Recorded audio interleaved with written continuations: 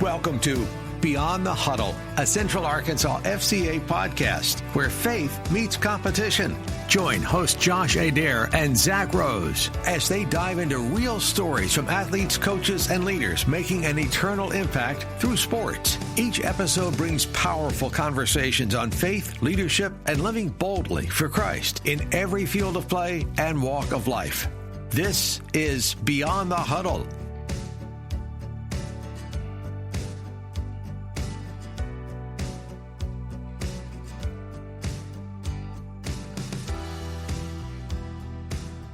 Welcome to Beyond the Huddle, the Central Arkansas FCA podcast where faith meets competition.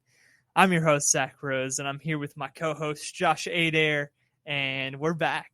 It's been a while since we've been together, just Josh and I, so we're excited to dive into Lord knows where this conversation will go. But yeah, it's pretty dangerous. It is pretty dangerous. You never know. But it's always fun. That's the way the Holy Spirit works. You don't ever know what's going to happen. You think you know where you're going, and you're like, yeah, going somewhere else. So just off the ride. I've found some fun questions we can answer. Yeah, I'm scared. I'm scared for those. No, but it is good to be back together. When you asked who do I have coming on, I was trying to find somebody. I thought it was just going to be me talking, doing a monologue today. So glad to know that you're here with me. It's great. We're here. We've got a great guest for you next week. You're going to want to tune into that as well. But stay here with us today. We've got a lot of good things. We've got a lot of guests coming. It's just the timing and the scheduling and getting everybody in and out is the big deal. For perspective, we're in the middle of one of the busier seasons of ministry with Fields of Faith. So not that we should be slacking, but I don't think we're slacking sitting here showing up. So no, I mean, podcast is one of those things really wasn't on the radar until staff come in and with the dream and the vision to make it happen. And here we are, and we just add to and figure out how to navigate and work around. And I don't think we're slacking with the amount of ministry that's happening. Definitely not. Yeah. Speaking of Fields of Faith, I know you haven't been here to necessarily talk too much about the overview and how you've seen that go. But just in the middle of the season, I know last night we're doing this on a Thursday. It'll post it on Monday, but October 8th is the National Fields of Faith Day. We didn't observe that because we got 3 other events that are going on, and we got to spread those out according to how that best fits our community. But would you go ahead and just share a little bit about your point of view and how things have gone in Cabot and Stuttgart and what you're excited for with Sylvan Hills? Yeah. So like to your point, the second Wednesday in October is the National Fields of Faith Day all across the world. International date that everybody tries to do. So everybody's meeting at the same time, just paint a picture of a bigger audience and a small campus partnered. My words are not working today. Big part of a bigger picture all around the world of the church worshiping together on a public stadium or court or wherever they can find access to. We started ours on See You at the Pole Date in Cabot, and in Cabot for the last 3, 4, 5. This is the 5th year. Past 5 years, we've done it. Partner with local youth pastors. They do See You at the Pole in the morning and organize all those events for students to lead out in prayer and worship and praying for community leaders and national leaders and school campus and effective ministry and witness on campus in the morning. And then we host a big party in the evening with all the local church gathered as the church. And last week we went to Stuttgart, and Fields of Faith Day was yesterday. And there was here in Central Arkansas, there was one down the road here at Scott Field. They had about 400 at, and there was 5 different ones in Saline County and another one in Faulkner County at Conway High School. So it was a big day, Central Arkansas, for Fields of Faith. But for us in Central Arkansas East, we have another one coming up next week at Sylvan Hills. Cabot blew me away. It threatened rain all day. I thought it was not going to happen. Tried to control the weather as best as I could, and no man ever can. And how did that look for you? You tell me. What was written all over my face during that time?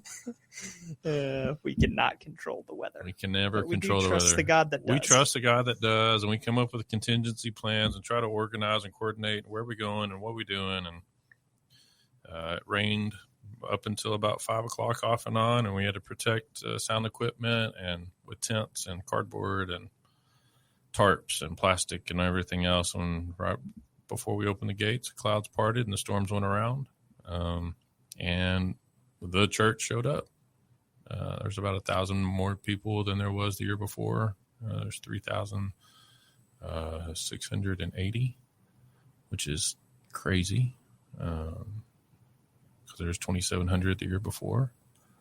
And got to witness during the invitation phenomenal student testimonies. Students able to read scripture over other students, the opportunity to pray together and pray over everybody, a clear gospel communication and invitation to respond. I saw about 400 students come forward to make decisions for Jesus Christ. Was able to collect all that information and turn it over to local youth pastors to follow up with, and they're beginning the discipleship process, because it doesn't end with us. It ends with us in partnership with local churches and them to continue the discipleship process. And what did you hear God say, and how do you navigate, and what do you do? So super grateful for the partnerships there. I just really feel this climate in America, this climate in our world, people call it a great awakening. People call it a next youth revival, and next movement of God, whatever it is a direct movement of God, but it's working. And every revival that's ever happened in the world is directly tied to teenagers, getting on fire and impacting generations and people above, their parents and grandparents and their younger siblings below, and leading by example and influencing. And I think we're in the middle of one right now. Yeah. And we're seeing it. We saw it with the Asbury revivals and college students last year, and then with the assassination of Charlie Kirk in the church. I mean, when was the last time you saw a day-long worship service broadcasted on national television? And everybody showed up. Now we have more politicians who are effectively communicating the gospel more than more professional pastors, and clearing how they communicate. And the church is showing up. They want to worship together. They want to be together. And that was evidence at our Cabot Fields of Faith, where we opened the gates and everybody showed up that I didn't think would show, because it was raining. And there was more than we thought would show, and the response was huge. And the stories and testimonies, there's a church in Cabot who had one of the things that we do on our response card is we say, what church do you go to? Or what church would you go to if someone invited you? Well, his church, he's like, I don't know half these people that are on my list. I'm like, well, they said that they would come to your church if you would invite them. So he's had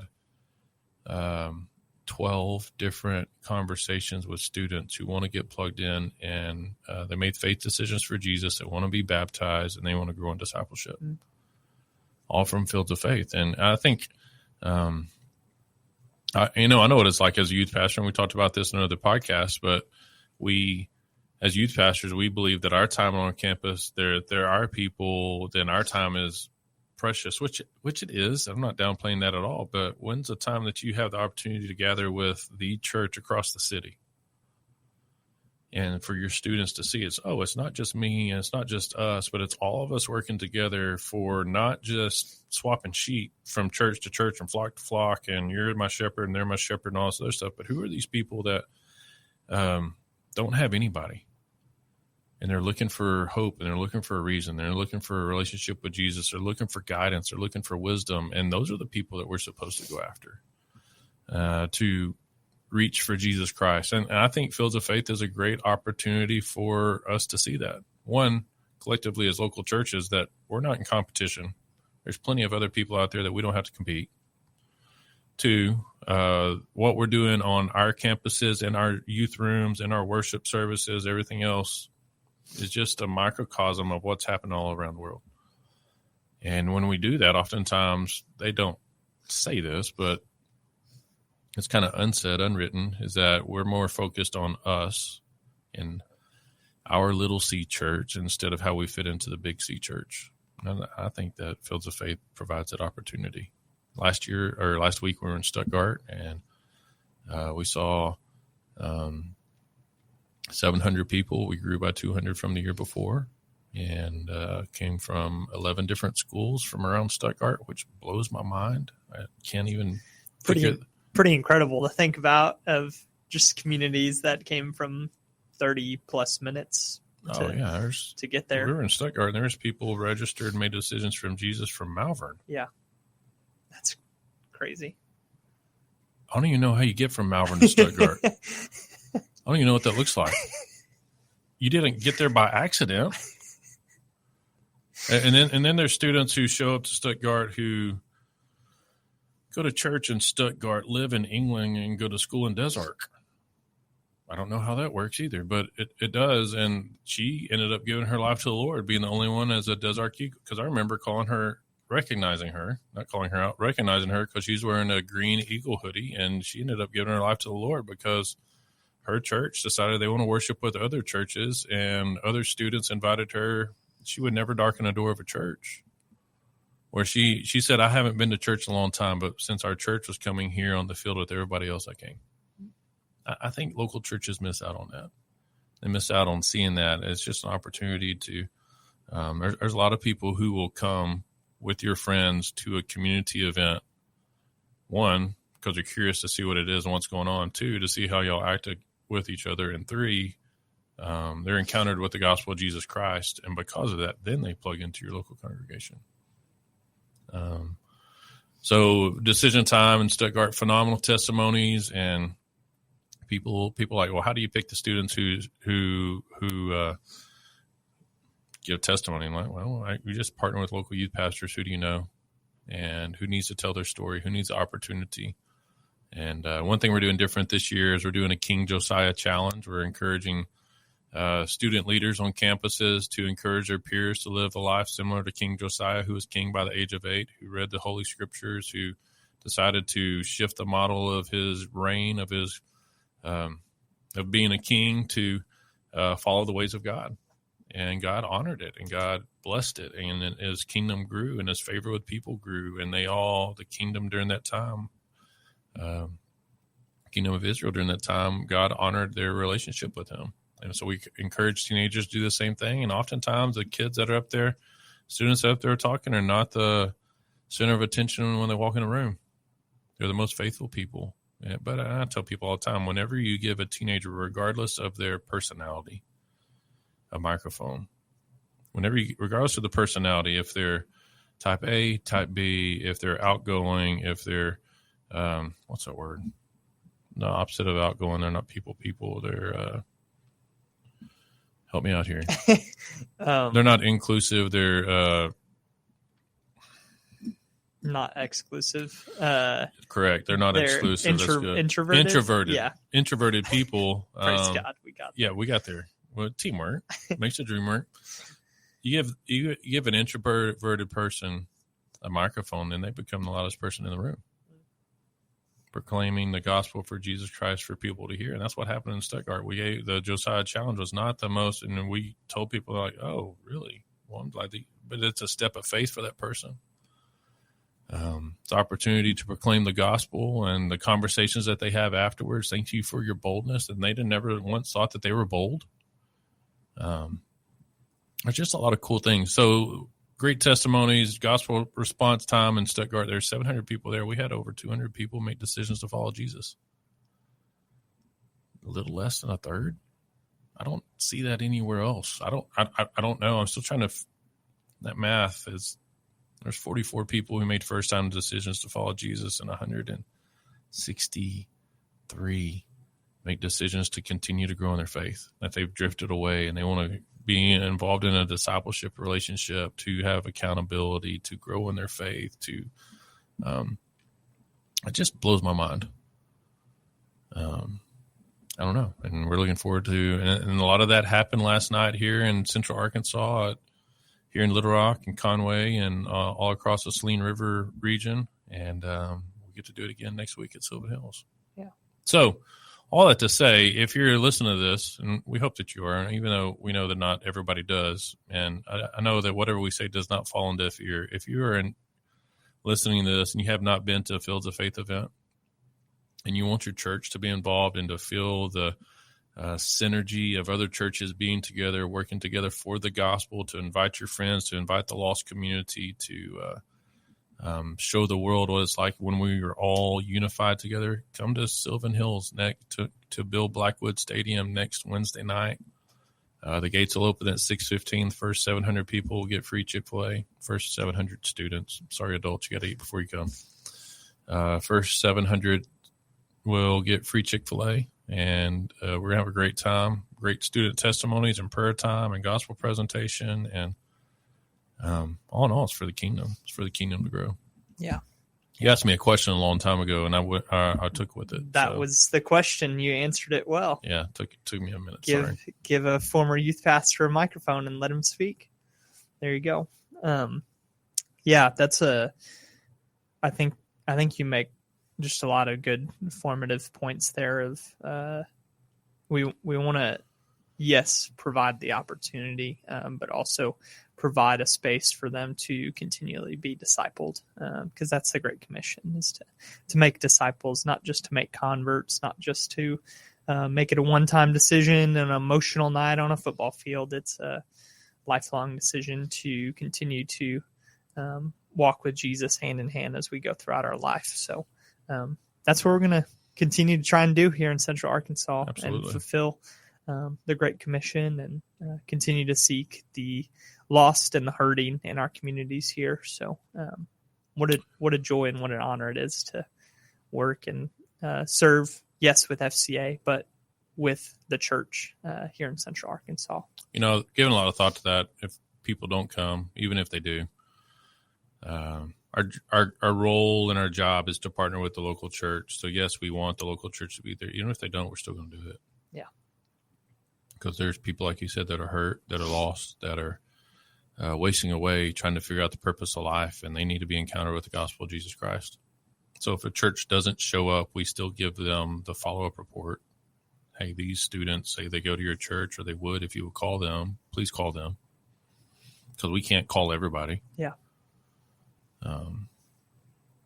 Yeah, it's just crazy. The numbers, people are like, well, what's the numbers? Well, I don't really care about the numbers, but from 2 fields of faith, we've already surpassed what 3 fields of faith in attendance and decisions were the year before. Stuttgart alone blows my mind. Stuttgart alone, recommitments to the Lord, there was 151 total in 2024. In 2025 at Stuttgart, there's 163.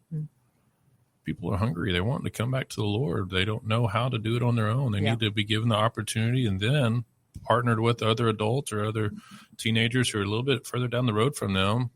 This is how you do this. Yeah. And we need each other. Yeah. I think that's a big part of it is, number one, not knowing where to start. When I first came to Arkansas in the position I was working in, the roommate that I had at the time randomly started opening up to me about his church hurt and some of his past experience, and sitting there diving into it with him, asking him questions, and come to find out he's just confused on what any of the denominations mean and where to start with all that. And just encouraged him, like, man, it starts with the word. It starts with the word of God first and foremost. And that's the churches that you're looking for. That's the community that you're looking for, Bible believing Christians, which I don't really think you can be a Christian if you're not Bible believing, but that's a whole different conversation. Yeah. Why do we say that? I don't know. I was literally just listening to something. And it was like, oh man, I can't remember the words. My grandpa, if he listens to this, I hope he does one day. And I hope he listens to this podcast, but he always prays for the true churches of the world. I'm like, it's kind of I don't understand that theology and why we get to the point where we need to pray for the true churches. Yeah. Would you not want to pray for the untrue churches? Yeah. Well, our terminology is mixed up in our culture today. If it's, like what defines a true church? Yeah. Is it Bible believing, Bible preaching? Yeah. Well, of course it is. I think that's the hard line of, this will get off on a tangent. Come on. But that's the hard line of, Christians are imperfect. Like, we as believers of God and followers of him are imperfect in what we do. And I think that's where it's like, where do you draw the line of, and I think, again, that's where we have to be rooted in our word and what it says. Otherwise, I don't think we can really consider ourselves a Christian if we're not daily walking in relationship with Jesus. Now, daily, does that look the same for me every single day? No, because I fall short sometimes too. But I think it's more so the heart posture and the determination to be like, you know what, Jesus, I allow you into my life and continue to let you have your Holy Spirit lead and guide me on a day-to-day basis. So I've been trying to dive into the fruits of the Spirit recently, and that's been a whole. At our church, thing. Fellowship Bible Church, we're walking through a series of what does it mean to be a disciple of Jesus. I think that's what we're studying. At least that's what I've been remembering. I need to go back. I'm sorry. Whenever I walk in church, my mind, the Lord tells me stuff, and I listen some, and I take a lot of notes, and sometimes it's a sermon, sometimes it's not, especially during Fields of Faith season. I get in there, and I just, forgive me, Pastor, I do a brain dump, and I think about all this stuff. But I do remember distinctly a couple weeks ago, what does a disciple do? What does a disciple look like? How do we follow Jesus?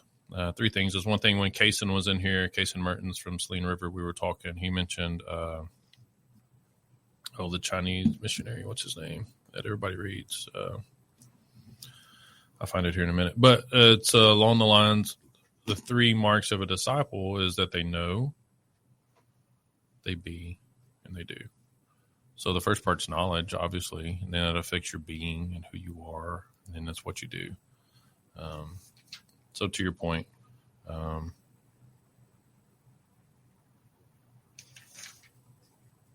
there's my notes from Kaysen. Watchman knee, sit, walk, stand. Mm-hmm. It's similar to know, be, do. You got to take time to know who you are. What does God say about his word? But a lot of times I feel like we as a church, we do very well at knowing because that's where judgment comes from. And we're known for judging people. Yeah. But we're not really known well for who we are and what we do. We're known better by what we do like and what we don't like. Yeah. So that's good. So challenge you. Sure. And I know you already do this, but it's a lot of knowing. But a disciple of Jesus doesn't just know. To be a disciple, to be a follower, you actually have to follow. You have to, as bad as this 4-letter word gets a bad rap in the church, obey. Oh. You didn't know where I was going with the 4-letter word, do you? Every time I say 4-letter words, you and your 4-letter word. Yeah, my 4-letter words. Normally 4-letter words are curse words. And to most churches, obey is a curse word. Well, even though we have psalms, we sing hymns about it, trust and obey. Yeah. The rest of that song, for there's no other way to truly, I put truly in there, but to be happy in Jesus is to trust and obey. And I think disciples would be totally different if we would learn to obey and not rationalize and not second guess and not say, I don't think that's right, I'll do this instead. No, just obey.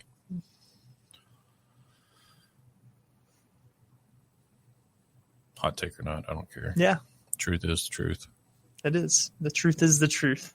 Put that on a shirt. Not my truth or your truth, but the truth is the truth. Yeah, definitely. That's the call. It is to obey. Yeah. We can't do anything if we don't get our feet moving and obey what the call is. So that's good.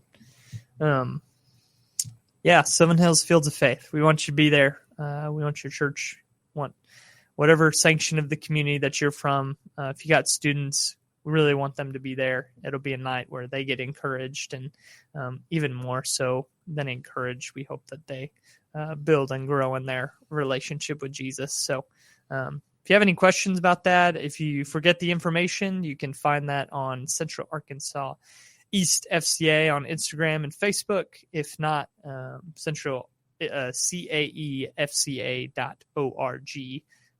For any kind of contact information, you can reach out to us there. But we want to get in contact with you. Maybe if you're spurred to action by that and really want to be a part of it, we need volunteers. We are a volunteer-driven ministry, and we can't not do this ministry without the help of volunteers and without the body of Christ standing alongside with us. We couldn't do Fields of Faith without volunteers and without the churches in our community. So if that's you and you feel a call to help out and be a part, we want you to be a part, because we know we can't do it without you and without the people that the Lord is stirring in their heart and has placed in the path to serve and love on those students and love on our community. So gates open at 6:15. And the event will start at 7. Student testimonies are going to be great. Every student that we have, I'm so excited for them. I know them a little bit more personally because those are some of my schools in this area. But, yeah, you're going to be encouraged by them and really, really, really excited for that. So Seven Hills Fields of Faith, October 15th, Wednesday night. Starts at 7. Gates open at 6:15. We want to see you there. Any other thoughts on that, Josh? If you think, should I come? The answer is yes. We just answered it for you. Yeah. If you're a parent of a student giving a testimony, come. Yeah. If you're a grandparent of a student who goes to church, come see what we're about. Come check us out. We need you at the end to pray with students who are making decisions of faith for the rest of their life, to encourage them and to pray for them and to congratulate them on their decisions to follow hard after Jesus. Absolutely. People ask, why do we do student testimonies? I don't know, because their life has been changed and other people need to hear their story. It's kind of scary sometimes when you have to be in control. What are they going to say? Yeah. Here's a script that they sent you. Are they really going to do that? I don't know. Live by faith. Be bold. Let them speak. It's easier to talk about it and clean up on the back end if you need to, but that most time doesn't happen. But those are our fears as humans. Yeah. What if my story's not good enough? Well, what if it is and you're not telling it? So tell it. Let God do the rest. Yeah, that's good. That's really good. I think that's the temptation sometimes, is to not share because we don't feel like there's any impact or any testimony. And I would hard rebuttal against that and say, well, God's the one who created that story. He's the one who's played it out in your life. So are you saying that his work isn't good enough for you and for other people? But yeah, it'll be a great night. I'm excited for it. So be there if you can. If Absolutely. you can't, make a way. And one of the things we talked about, or I've thought about, and I've seen other people do, is how do we go live? How do we do a Facebook Live of Fields of Faith so people can see what's going on and how that works? So I don't think we're going to be able to pull it off this next Wednesday, but that's in the docket that we can do in the future because we want you to be there. It's more powerful in the room than it is to watch it. Just like virtually, church. If you're still doing virtual church, that ended in 2021, okay? It's time for you to go back. It's time for you to get involved. It's time for you to see your pastor face to face, eyeball to eyeball, meet a new friend, shake a hand, hug a neck. God didn't create you to do life alone in your isolation of your own room and say, oh, I'm a believer in Jesus, I go to church. Well, you may, but that's not what was intended. So come to Fields of Faith, go to church, see people. Yeah. That's the way the guy created you. Yeah, definitely. Praise God. Full of hot takes today. Oh, that's great. I never know what I'm going to say and how Zach's going to respond. So that's the he fun just of sits it. over there and shakes his head like, well, I'm like, am I wrong? No. I'm just listening. Sometimes you just got to listen and observe and keep people on your toes with how you respond to it. So yeah, that's how. Hey, so we talked a lot about Fields of Faith, talked about ministry. I got a question for you. This was your question, but I'm going to ask you. Yeah, that's great. Since we are a sports ministry and we're an international sports ministry, the greatest way that the world celebrates sports internationally is through the Olympics. Mm-hmm. If there was a sport that you would add, you just asked me this earlier. I'm locked and loaded. I'm ready for this. So I'll answer your question by me asking it, however that works. If you were to add a sport to the Olympics, we'll go summer first and then winter. Okay. There's a big difference there. What would you add? Oh, man. Well, there's a really obvious answer for me for summer, and we've got to stop doing this whole. There's some sports that are a little bit separated and do things differently. So, like, I love the FIFA World Cup. 100%. FIFA World Cup is awesome, but Olympic soccer doesn't even touch the World Cup. It's not close to it in any realm. Same thing with baseball. Baseball, we have the World Baseball Classic. incredible event. I look forward to the World Baseball Classic when it happens. But if I don't think I've ever watched it. It's really incredible. You got to watch some of these baseball players represent for their country this year. So just take a stab at it. Yeah. I'm guessing the United States is not doing great because most of the Major League Baseball players are either Asian or they're Latin American. Well, no, that's the thing. It's usually the best teams are the Japanese had a really good team this last year. The Japanese baseball culture is ridiculous. Let me paint the picture for you. World Baseball Classic. I'll just briefly share this. If you can look this up online. This is incredible. So, the greatest baseball player on the planet right now is Shohei Ohtani. No doubt. He plays both ways. He is the most versatile. You mean he bats right and left? No, that would be playing both ways. He pitches and he hits. Okay, I'm with you. He's a top 15 pitcher in the major leagues and top 5 hitter in the world. But so the Japanese team was pretty stacked. The Puerto Rican team, Dominican Republic, they're always really good. The U.S. had a stacked team too. They had Mike Trout and all these big names in their lineup. So the U.S. and the Japanese play in the championship game, and the game ends with Shohei Ohtani versus Mike Trout. You'll have to look this up. It's incredible at bat. The whole place is rocking. They're playing in Miami, which Miami's not the greatest baseball town ever because everyone's there on vacation. But they were there. They were there for that game. Everyone's riled up. Shohei Ohtani versus Mike Trout. So you're saying there's nobody at Miami that lives in Miami that goes to ball games? Correct. The Florida Marlins, it was the same way. The Miami Marlins, they rebranded, made this brand new ballpark. No one shows up to go watch them play. Okay. Shohei Ohtani, Mike Trout, right? 2 probably biggest names in baseball. They were teammates on the Angels, no longer teammates anymore. But that's how the game ends, is Shohei Ohtani's dialing up 100 on the mound, and he strikes out Mike Trout to win the World Baseball Classic. It's incredible. Some of the best players in the world are getting together to play baseball. Baseball is a sport. You got to be careful, and especially as a pitcher, workload and all that. That's why I advocate for more of baseball because when it's played at its highest level. In the Olympics or at the Classic? Yes. So the Olympics. You're fine with both? Yeah, absolutely. That's what I'm saying. If we could transition the World Baseball Classic to the Olympic stage, that would be great. But it's also it is kind of its own thing. That's my overarching sports take for soccer and baseball. They just need to be a little bit more integrated into the Olympics because basketball, incredible. I love watching basketball. How do you feel about rugby with the World Cup? Well, I don't watch too much rugby. Come on, man. But what little I do see, I think that's a great sport that needs more exposure. Yeah. So yeah. South Africa, Australia, or New Zealand, then you're. Yeah. Do they? What are injuries like in that sport? Rugby? Yeah.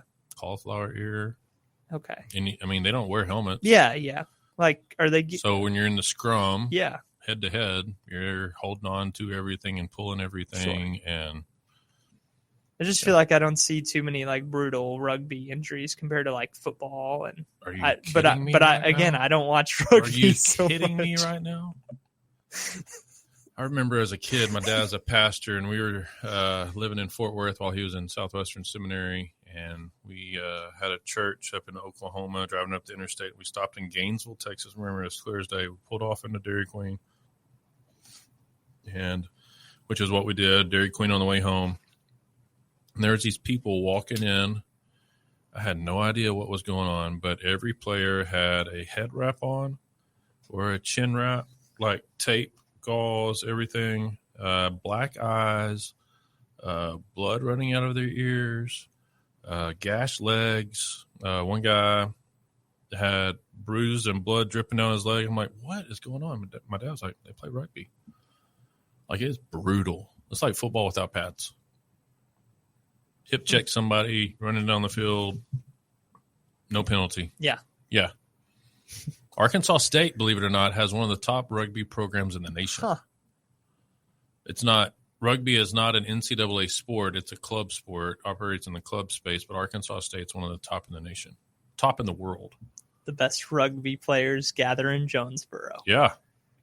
That's for real. awesome. So they play 7s and 11s, and it's legit. There's a club here in Little Rock on the south side of town. Forget the name of the club. Used to know. We had a guy in Cabot that played soccer in high school, went to Jonesboro, fell in love with rugby. Tried out for the team here, would play here on the weekends and play in Jonesboro, and went to be a missionary in Germany for the summer doing rugby. That's Because crazy. European rugby. He partnered with a missionary that did American football, but he did rugby and taught rugby as an American to Europeans to share the gospel. I got to learn some more about rugby. Wild and crazy. I mean, they use a ball similar to football. It's bigger, a little bit more oblong, and I mean, it's pretty sweet. There's a really great rugby movie. Invictus. Yes, with Matt Damon and is it Morgan Freeman's in that? Yeah.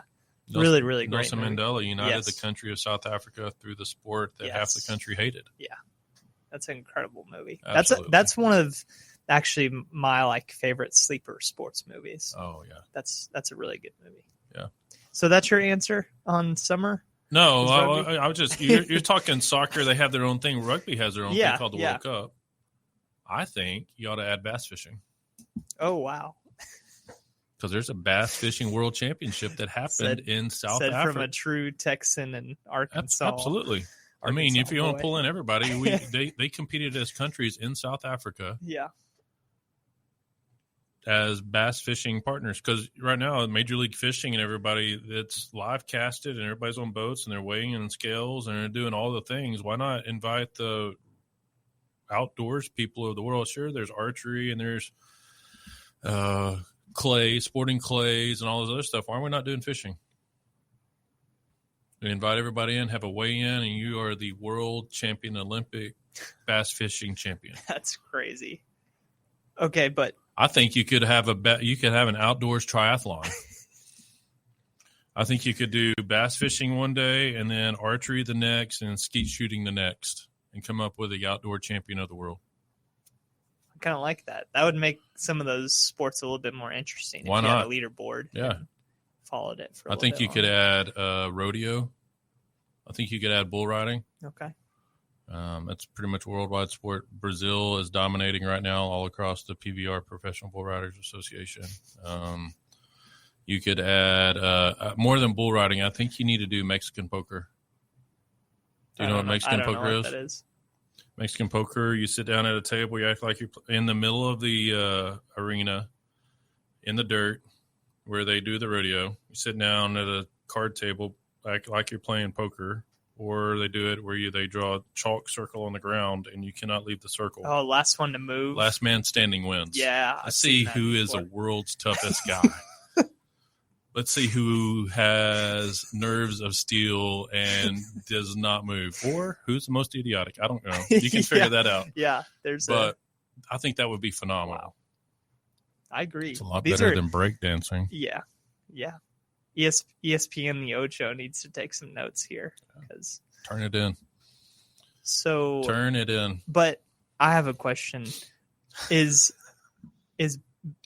bass fishing a skill thing? Now, I'm going to ask this question, and I kind of know the answer, but I just need to hear a more developed thought on this. When we were at FCA camp, I couldn't catch a lick in that little pond out there. But who did? I haven't gone fishing in years. Did? And you caught everything that was in there. Yeah.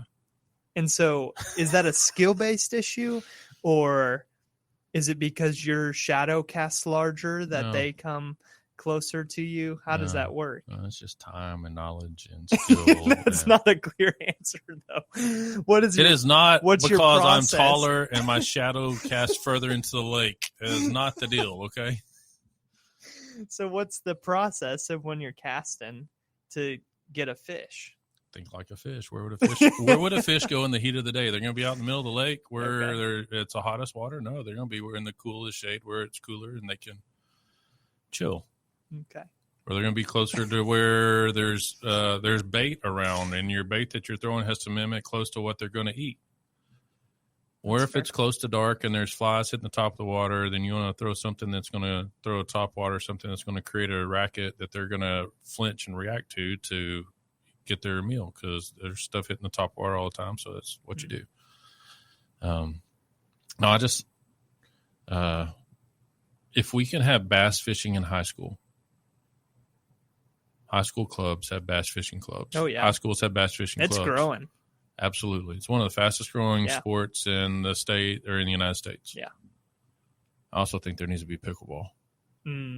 As much as it pains me to say that, because I do not understand why we have to hit a wiffle ball with a piece of plywood and call it a sport for people who don't play sports anymore. Yeah. Tennis. I don't know. We have made every excuse to not play tennis in pickleball and ping pong. People who don't want to move as much. Although if you're professional, you'll be moving quite a bit and get a good workout. But that's a mystery to me. All right, change the subject. Winter Olympics. Okay. There's got to be some kind of snow involved in it, like snowball fighting. Like, I don't know. Think about like building a fort. Like this is like on the. I think you could do dodgeball for Summer Olympics. Okay. I can get behind that. They made a movie about it. Have you seen? I don't encourage you to go watch the movie, but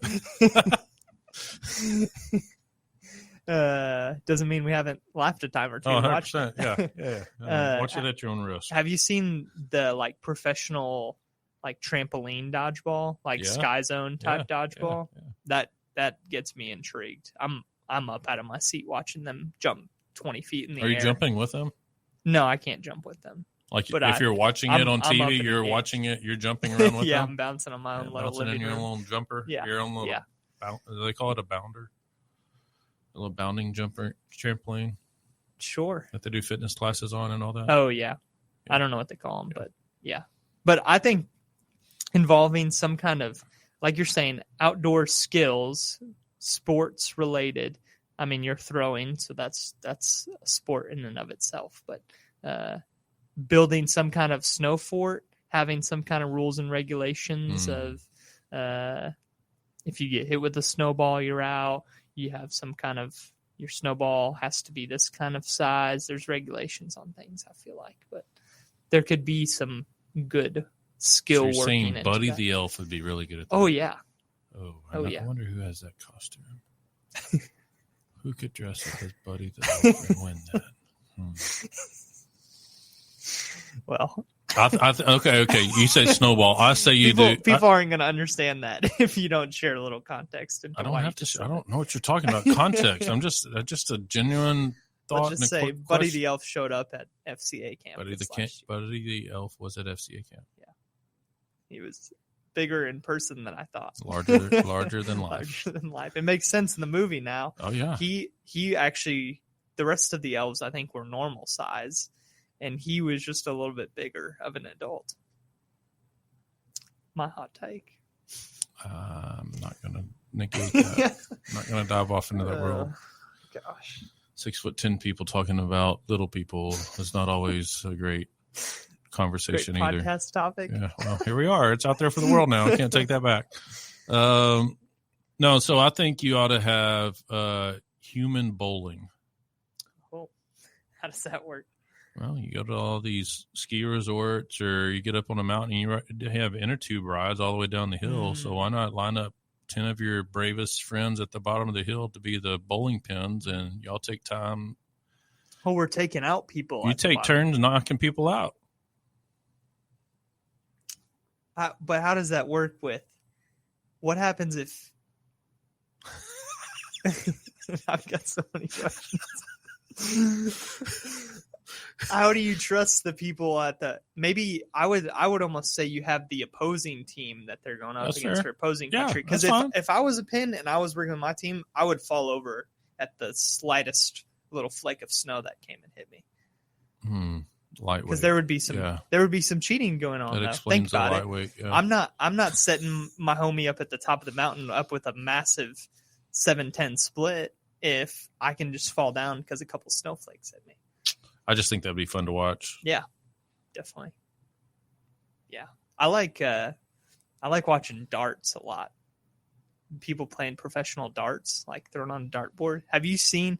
I'll have to show you a video. If you haven't seen this video, you better watch it. It's like you could probably just look up like the most incredible dart exhibition ever. You can just probably search that on YouTube. Would not search well, I guarantee you. Too many words. There's two guys that are going back and forth. This arena is packed full of people To watch darts? Yeah, to watch darts. It's a big thing. Okay, so are they aiming for the target? Is there a wall behind them, or are there people behind them?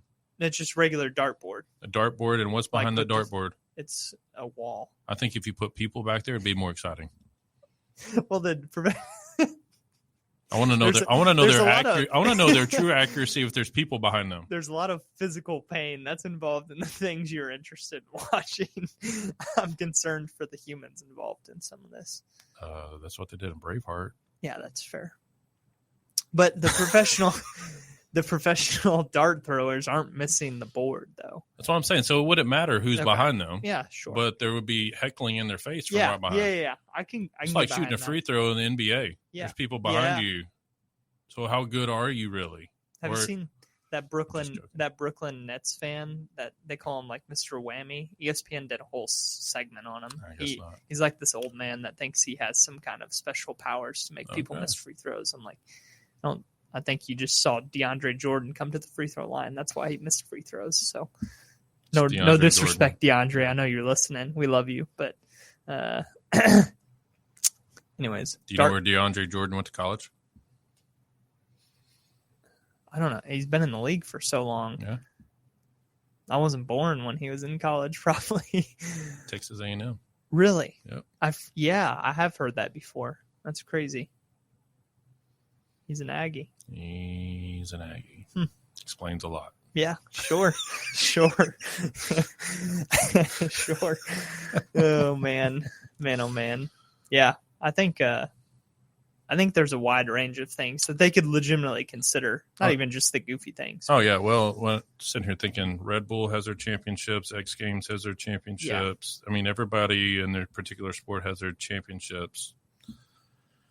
And then you have to regulate. That's why a lot of people don't want to do it, because Olympic regulations are so strict that they don't want to have to chase that down and govern. And I mean, but it would be cool to represent your country. Yeah. Well, you think about, there's a lot of stories that come out of the Olympics every year that it happens of this person from some country we've never heard of gets to represent their country in this sport for the very first time, or medaled in this sport for the very first time. It's like you just became a national hero 100%. For like, not that we should idolize any of that. You could walk in holding your nation's flag lather than baby oil and do awful in your sport, and you're still known all around the world. Why are they lathered in baby oil? Because he's from some Tahitian island. Okay, sure. You don't remember that from the last Summer Olympics? No. Thank you. I was glad there was context to that. I thought you were just pulling that out of nowhere. No, man. This is real life. Oh, man. This is great. Why haven't we talked about this before? Oh, man. That's awesome. Yeah, there's cool stories that come out of that every year.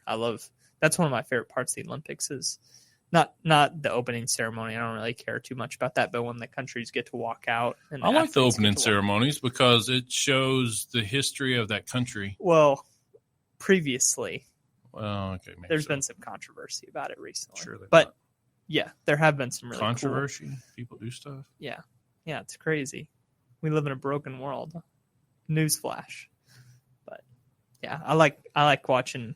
It's always interesting who the U.S. rolls out as their flag bearer too. Yeah. I'm like, it's probably just the most like popular athlete. Sometimes it is, sometimes it's not. Yeah, the best in their sport. They need some recognition. It's like that. It's like that person we talk about at Fields of Faith who you put a microphone in front of them. They need to be recognized for the work that they've done that nobody knows. Definitely. I miss Shaun White. That's who I miss. Seeing those beautiful red locks. Carrot top. Yeah. Awesome. Yeah. He's getting me excited about the Winter Olympics. Now I got his figure skating. Shaun White, man, you're missed. You're missed in the snowboarding community. Going down the half pipe.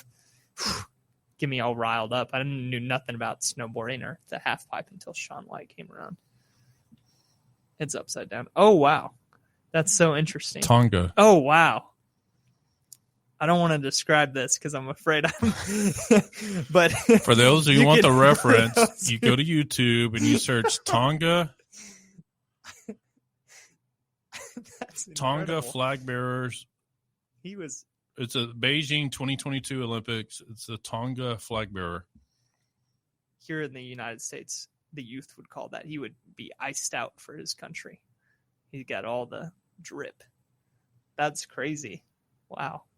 Yep. You have pulled more tidbits of information than I've ever seen anyone in my life. That's incredible. I'm glad we recognized him today. I'm sure he's listening in Tonga. And he was the only one from his country. And those are the delegates behind him that helped him get there. Wow. So he's the only athlete. He's the only athlete Wow. from his country. Who's the little boy next to him? Just a representative. That's crazy. Yeah. How cool. Their flag kind of looks like Switzerland. Switzerland? The little plus on there? Yeah. Yeah. Huh. That's so cool. What an incredible event, the Olympics. What a great opportunity for the world to get together. And that's really, if you think about it, that's one of the few things that the world comes together to do on a regular basis. That's a pretty incredible feat if you think about it. It's cool to see. I mean, there's lots of history. I don't know how you can love sports and Jesus and not watch the Olympics. Yeah. Because for me, going back to our calling in FCA, it's an international sports ministry. There's these people that this country has said, this is who our representative is. They need to represent us. But then we have the opportunity through other agencies and other organizations to go and have the opportunity to share the gospel with them. And if they have an understanding of who Jesus is and they are the spokesperson for their country, for the gospel. I mean, when you watch the opening ceremonies, you see all these countries where people are celebrating and they're like, oh, this is what heaven, this is a picture. The Olympics is a picture of heaven for me. People from every nation, tribe, and tongue celebrating at the feet of Jesus and what the potential could be. It's my goal. It's my bucket list to go to the Olympic Games, to experience it, to see it, we got to figure out how we can get FCA to be involved in LA. Yeah. I was going to say, it's coming to us soon. Yeah, so, yeah. And the World Cup too. So Absolutely. Lots of things going on here. Well, that's about all the time we got for you today. We talked about a wide range of things, and shout out to the country of Tonga. Man, keep doing your thing out there. But we love you. We're grateful for you. Sylvan Hills Fields of Faith coming up Wednesday, October 15th. Gates open at 6:15. The event starts at 7. It's going to be a great night. We want to see you there. Man, we'll see you next week. We got a special guest. We should have a very good conversation with our guest next week. So stay tuned for that. Thanks for joining us this week on another great week of Beyond the Huddle, Central Arkansas FCA podcast where faith meets competition. Have a great week. Bye.